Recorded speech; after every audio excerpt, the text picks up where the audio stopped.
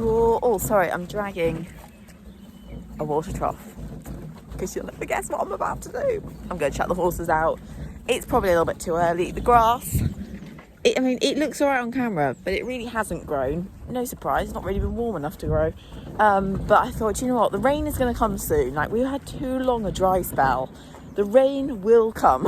And so I'm like, I need to get them out before the rain arrives. This will be really impressive actually, because they'll have only been in 3 months. So they came in earlier last year, didn't come in until the middle of December. And this will be one of the earliest they've gone out in a long time. So yeah, I'm really excited. They're only going to go out for like an hour or two for the next week, because I think it's meant to be dry until like Thursday next week, and then I think the rain starts coming. So just if we can get them out and get them settled, then hopefully they can stay out while it's wet then, and they won't do too much damage. So yesterday evening I already started putting all the posts out. I put the fence right at the bottom back up, so I've got 2 fences to put up today. I'm going to make sure I work Sienna quite hard, and then they're going to have this kind of middle patch, which is the driest patch of the field. As I say, it's not perfect, and they probably will churn it up, but at least the rest of the field has a chance to continue to grow. And I'm just excited. I'm excited. So yeah, I'm going to crack on and get this done this morning. Got a lot of jobs to do this weekend. I wrote out my list last night, and I was like, flipping heck, so much. Everything needs tidying up and just sorting out, and next week's busy, and the week after that's really busy, and I'm like, oh my god, not got the brain power for this. But anyway, I'm going to go because there's a horrible cold wind in the background. It's going to make a horrible noise in this video. Look at this cat. He's sat in the water trough. What are you doing? It's not wet in there. Having fun. I mean, there's a real part of me that wants to grab the water trough right now and drag him like he's on a sledge. Do you think he won't stand for it? Will you hang on? He's like, no. Hold on, man. Yeah, he's like, fuck off. Fence 1 complete. That one came out really easily. Sometimes they come out so knotty, don't they? But that one popped up with ease. Nearly finished the field. Just got to do one bit of fencing repair and then I'm done. This is the muck heap at the bottom of the field. As you can see, the manure has really broken down. It's making a rather lovely sort of composty soil. And because I don't really have enough room in my garden, woo! Hello! Literally I want to grow lots and lots and lots and lots of stuff, and I just don't have the space for it.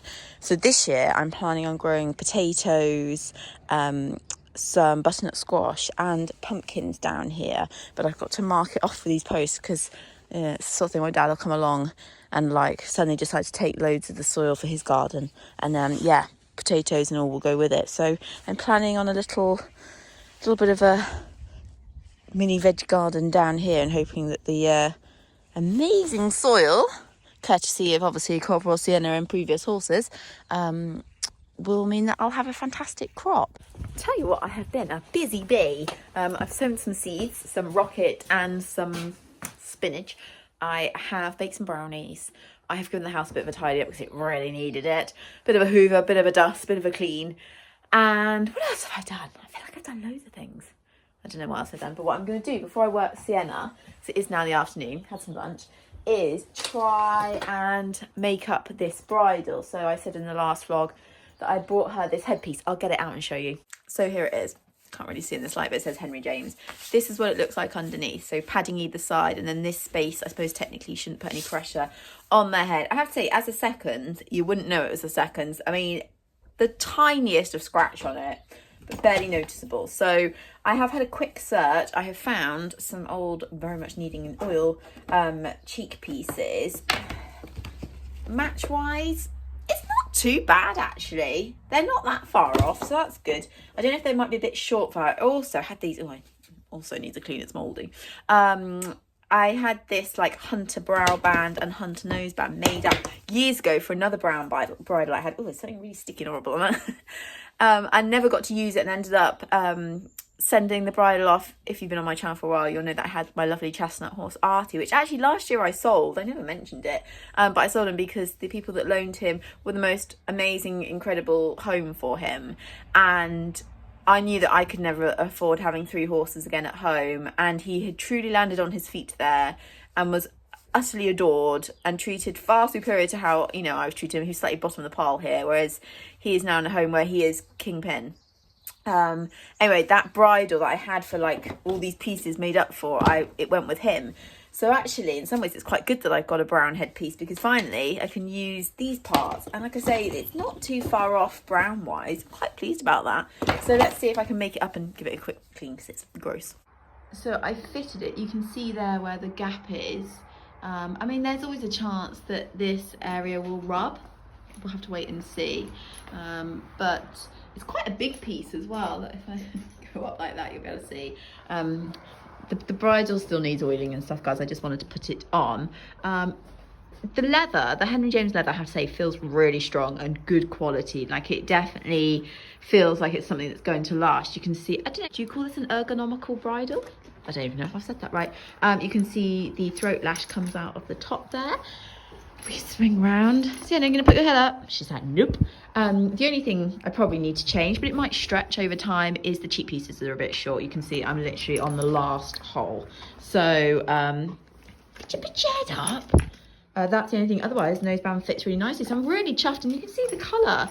It's not too far off. The Henry James has kind of brown stitching, and the ones that I had made up have white stitching. But other than that, they're really not too far off, and it's really nice to finally like use this hunter brow band and noseband. I'm also questioning whether to put her out. She's being in a bit of a funny mood this afternoon. She's quite jumpy and a bit aggy, and I just think if I turn her out, is she going to absolutely explode? I'll see how she is after I've worked her. You're being all soft now. They are out. They have yet to explode. They will explode at some point, but so far, they just want to eat. Corporal. Corporal, that was your fault. Bogey's Corporal. Little devil. It's always the old ones, isn't it? Little devil he is. So naughty. Oh, this is when they start messing the field up. Careful. Careful. Bob. What was that over there? Whoa, whoa, whoa. Whoa, whoa, whoa. Coop. Beautiful little buck there, Coop. I just think if Sienna comes in sound after this, she's pretty strong. Look at the mess. Afternoon, guys. Horses are now back in and having some tea. They hadn't made too much of a mess when I went back down there. However, Sienna had started to walk up and down the fence line, so she obviously wanted to come in. They were only out an hour and 3/4. So yeah, I think she probably is going to be a little bit stressy for the first few weeks about being out in the field. I think because initially I was down there for probably nearly 3/4 of an hour filling in the holes. She was kind of more than happy, but when I left, she then was a bit like, oh, where have you gone? So yeah, we'll just have to take it slow. We'll get there in the end. Coop was in his element eating down there. The only downside is when I go to get them in, Coop won't come to me if I've got Sienna, because she does pull a face at him and she can be a little bit bouncy at times. So he won't come near me. And I can't get him first because she comes straight over to me because she's like, oh, you're here. I want to go in. And so I had to then do 2 trips because he was like, well, I'm not coming in. So I took her up and then I had to walk all the way back down the field to get him. So never mind. Anyway, it's really nice to get them back out. It's sort of put a big smile on my face because I have to say today has been a little demoralising. The in-hand schooling session with Sienna was just a bit of a write-off. And I did say, even before I took her in there, that I thought she could be difficult. She was a little bit on edge. But I think we had one step forward the other day. After the chiropractor came, I actually sat on her 3 days later and we had a nice session. She was relaxed. That was the first time I've been back on her since last autumn, and she was really relaxed. She wasn't tongue lolling as much, and I was like, oh my goodness, the chiropractors work miracles.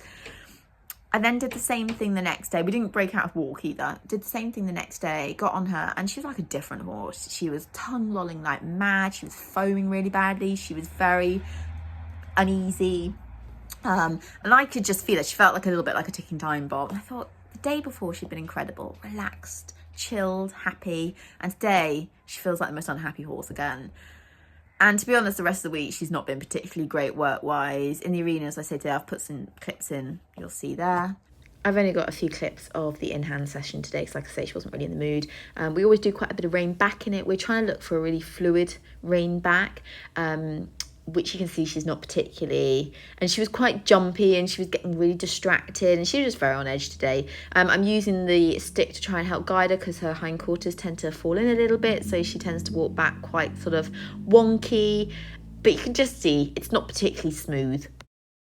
I then moved on to doing some small circles with her. I try and really focus on her bending through her rib cage, and you can just see she's really tongue-lolling, very distracted, and just not really listening massively. I'm just trying to make sure she bends the right way and has good shaping through her body, but you can see this is all kind of part of her resistance. She'll jog and trot and just try and do anything, which means she's not actually working. Here was a bit more about what I was trying to get from her. You can see trying to get that nice shape through her body, her taking her head and neck down and stretching. So she did manage some work, but when I worked her more around the school, doing lots of transitions and stuff like that, she was just really on her toes, and she got really upset actually. She did a couple of kind of where she ran back a little bit just because she really didn't want to engage the hindquarters. She didn't want to take weight behind. And really all we were doing was some little transitions to trot and back to walk again. So nothing that technical, but she wasn't particularly happy. So yeah, I just feel like we've gone backwards again. I'd be very interested to see what the chiropractor says this coming week, if she feels incredibly locked up again. I just don't really know what to do. I know I keep going up back and forth between what to do next, but I think I just have this deep down gut feeling is that we're just not going to sort her out. And maybe I need to think about what I want to do next with her, because I just don't see us really having a riding career. And I hate watching, like in that schooling session, I hate watching her and seeing her physically find it so difficult when it should be so easy. I do lots of in-hand work with the horses at work, and even the ones that are fairly young or inexperienced are far better than her. They have far more ability, mobility, you know, they're more willing to try. She just gets so upset so quickly. You know, you push her and go, come on, work a little bit harder. And when I say work, I'm talking about like just maybe walking a little slower, just trying to slightly engage the hindquarters a little bit, and she throws the toys out the pram. You know, sometimes she runs back, sometimes she shoots off, she's spinning around me. At one point she was cantering quite fast on like a 10-meter circle around me. It's like she'll do anything not to have to do any work. And you know, she hasn't got a saddle on restricting her or anything. So I'm just a bit over it, to be honest. It's just sad, really. But hey, need to make a plan of what to do next, really. I'm not convinced the chiropractor is going to solve this one. I know she's only had one treatment and she's going to need lots of treatments, but I don't think it's going to be enough. She's also a bit of a plonker in the field, so I think she's going to feel quite sore tomorrow.